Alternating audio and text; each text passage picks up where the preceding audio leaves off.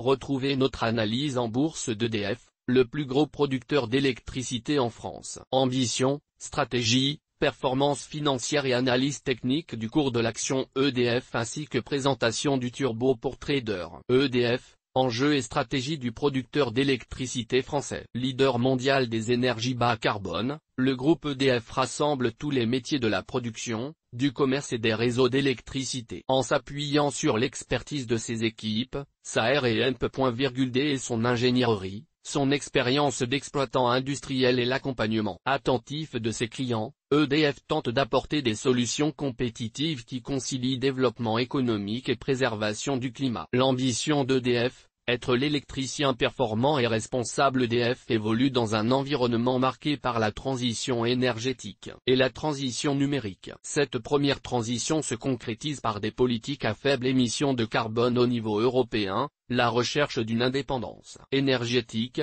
et des tendances importantes qui révolutionnent le monde industriel et énergétique, efficacité énergétique, baisse des coûts de nouvelles filières de production. La transition numérique s'effectue par l'avènement des objets connectés, le déploiement des compteurs communicants et des réseaux intelligents. Les clients et les territoires sont aujourd'hui acteurs de leur consommation et de leur politique énergétique, et le seront encore plus demain. Leurs nouvelles attentes poussent les énergéticiens à imaginer de nouveaux modèles, plus compétitifs, plus décentralisés, plus intelligents. Votre capital est assujetti à un risque. La stratégie d'EDF, le CAP 2030. Dans ce contexte de transition énergétique et numérique, EDF a défini une stratégie baptisée CAP 2030 qui se fonde sur 3 piliers. 1.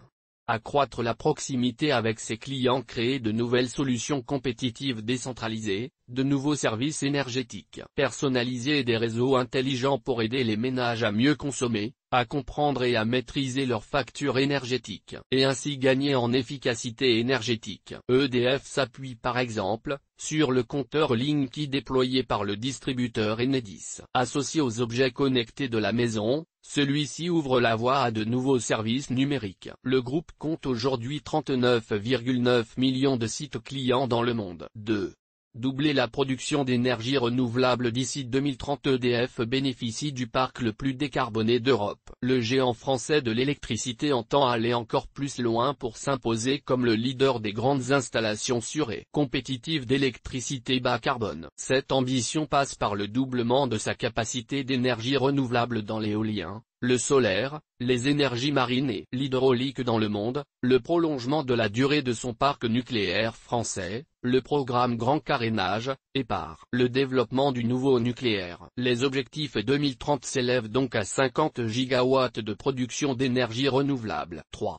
Tripler les activités d'électricité et d'énergie renouvelable à l'étranger. Alors que le groupe est déjà un acteur majeur des énergies renouvelables et du nucléaire en Europe et à l'international, il s'est fixé pour objectif d'accroître la part de l'international d'ici à 2030. Il entend le faire en s'imposant comme un acteur de référence dans 3 à 5 pays et en développant une présence significative dans une dizaine de pays, notamment dans les activités de production décarbonée, les services énergétiques, l'ingénierie ou le trading. Le projet d'EDF baptisé Hercule verra le jour en 2020 pour gagner en efficacité opérationnelle. Le groupe EDF envisage de se séparer en 2 entités par le projet dit Hercule. Ce projet initialement prévu pour fin 2019, est retardé au printemps 2020. La société EDF Blue reprendrait les activités nucléaires hydroélectriques et les réseaux du groupe routière, et d'un autre côté, EDF Green qui prendrait en charge les activités de production plus vertes. Les différentes activités d'EDF Électricité de France,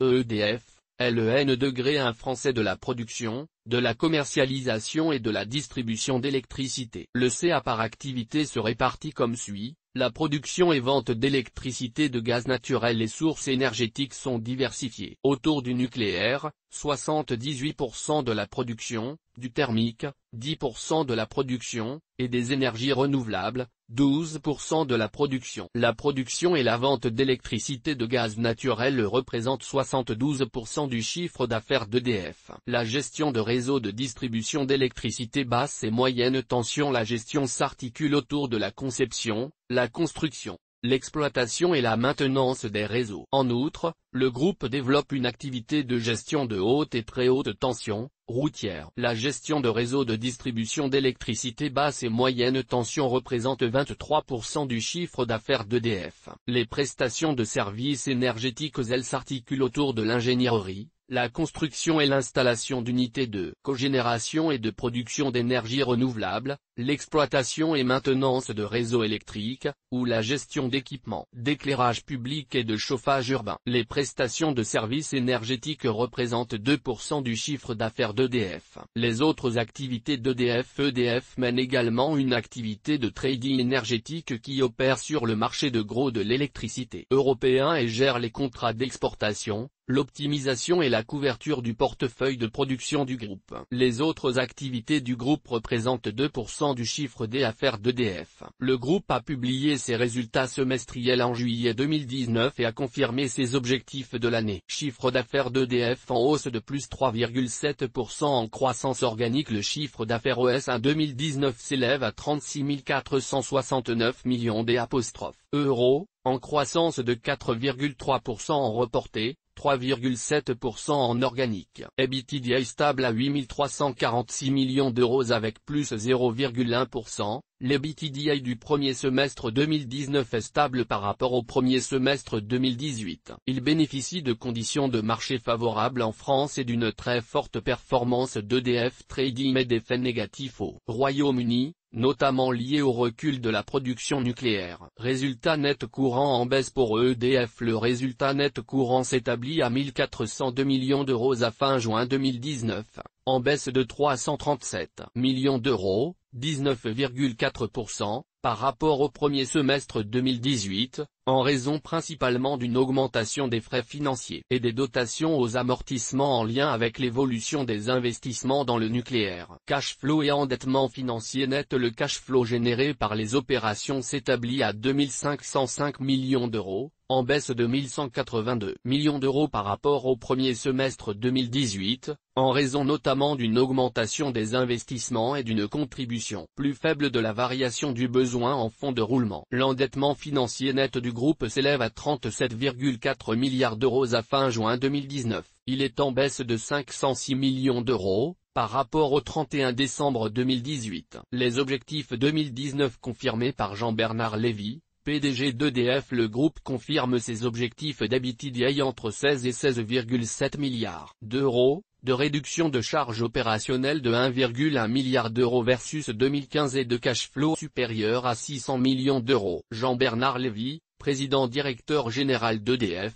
a déclaré: les résultats du premier semestre 2019 sont conformes à nos prévisions. En s'appuyant sur un bilan renforcé, le groupe poursuit le déploiement de la stratégie CAP 2030 et confirme ses objectifs annuels. Le professionnalisme de nos équipes nous a permis d'atteindre d'importants jalons dans les projets grand carénage, HPC et Tézan, et de remporter des succès majeurs dans le solaire et l'éolien offshore. En parallèle, le groupe ne cesse d'innover au service de la transition énergétique avec de nouvelles offres, toujours mieux adaptées au mode de vie de nos clients. Analyse technique d'EDF, la situation du géant de l'électricité mise à rude épreuve. Bourse, évolution du cours de l'action EDF. Graphique du cours EDF coté sur Euronext Paris. Le groupe EDF a entamé un rallye baissier depuis le mois de février, engendré notamment par les coûts énormes générés par ses projets d'ouverture de centrales nucléaires, ou la maintenance des anciennes. Après les difficultés rencontrées à la centrale de Flamanville, ou encore les problèmes de soudure sur certaines centrales françaises,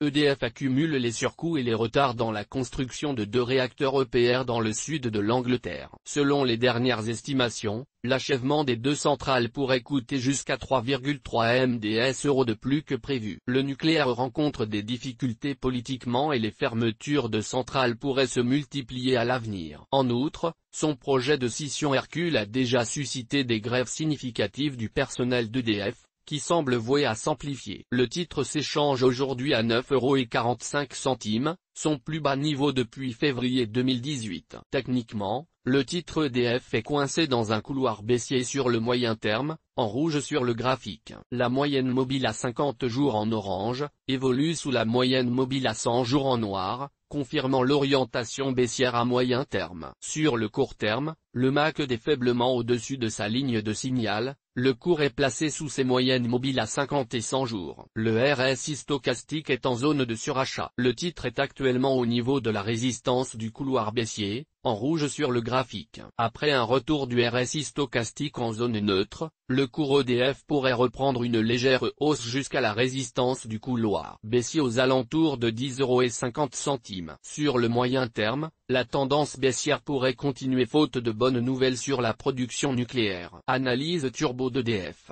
EDF se confronte à de grandes difficultés dans la production nucléaire, fer de lance du groupe. D'une part, politiquement désavoué, l'ouverture des centrales, notamment au Royaume-Uni, engendre un coût qui semble non maîtrisé et imprévisible, ne rassurant pas les investisseurs. En outre, son industrie nucléaire relativement ancienne nécessite d'importants investissements en maintenance. Enfin, son projet de scission Hercule ne convainc pas en interne et se confronte à des protestations croissantes. Les perspectives semblent donc assez négatives à moyen terme. Vous pourriez parier sur la suite de la baisse en choisissant le Turbo Infini Pu Société Générale des 132 S de levier 5,89 et de barrière désactivante 10,56 €. Toutes nos informations sont, par nature, génériques. Elles ne tiennent pas compte de votre situation personnelle et ne constituent en aucune façon des recommandations personnalisées en vue de la réalisation de transactions et ne peuvent être assimilées à une prestation de conseil en investissement financier, ni à une incitation quelconque à acheter ou vendre des instruments financiers. Le lecteur est seul responsable de l'utilisation de l'information fournie, sans qu'aucun recours contre la société éditrice de Café de la Bourse, comme ne soit possible. La responsabilité de la société éditrice de Café de la Bourse, comme ne pourra en aucun cas être engagée en cas d'erreur, d'omission ou d'investissement inopportun. Le présent document est un document à caractère promotionnel. Il ne constitue pas une sollicitation en vue de l'achat ou de la vente des produits qui y sont décrits. Certaines informations fournies dans ce document peuvent provenir de sources externes à Société Générale. Dans cette hypothèse, l'exactitude, l'exhaustivité ou la pertinence des informations fournies ne sont pas garanties bien que ces informations aient été établies à partir de sources sérieuses, réputées fiables. Certains éléments du présent document sont fournis sur la base des données de marché constatées à un moment précis et qui sont susceptibles de varier. Les informations et analyses produites par Café de la Bourse ne constituent qu'une aide à la décision pour les investisseurs. La responsabilité de Café de la Bourse ne peut être retenue directement ou indirectement suite à l'utilisation des informations et analyses par les lecteurs. Café de la Bourse est un bureau de recherche indépendant. Café de la Bourse et Société Générale ont conclu un accord commercial visant à rémunérer le prestataire, pour le fait de donner des recommandations générales d'investissement. Café de la Bourse ou ses représentants sont susceptibles d'avoir une exposition directe ou indirecte sur le titre mentionné ci-dessus. Le lecteur est informé que Café de la Bourse n'a aucun conflit d'intérêt pouvant affecter l'objectivité de son analyse. Les chiffres relatifs à des performances futures sont des prévisions qui ne constituent pas un indicateur fiable quant aux performances futures. Tout droit de reproduction et de représentation réservé par Société Générale, Café de la Bourse.